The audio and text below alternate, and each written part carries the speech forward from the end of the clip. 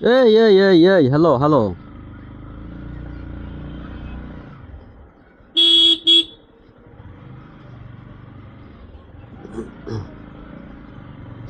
আমার বাইকের নিচে কেন আসতে চাইলো বুঝলাম না।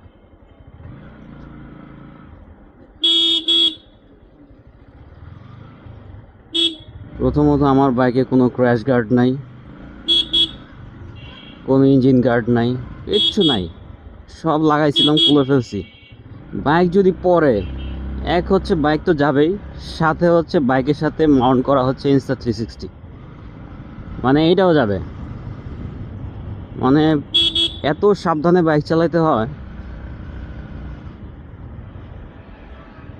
দেখা যাচ্ছে ঢাকা সিটিতে স্পেশালি চালাইতে গেলে এই মানে কোনো না কোনো যানবাহনের সাথে টোকাটাই খাইতে হয়, কিন্তু আমার সেটাও খাওয়া যায় না।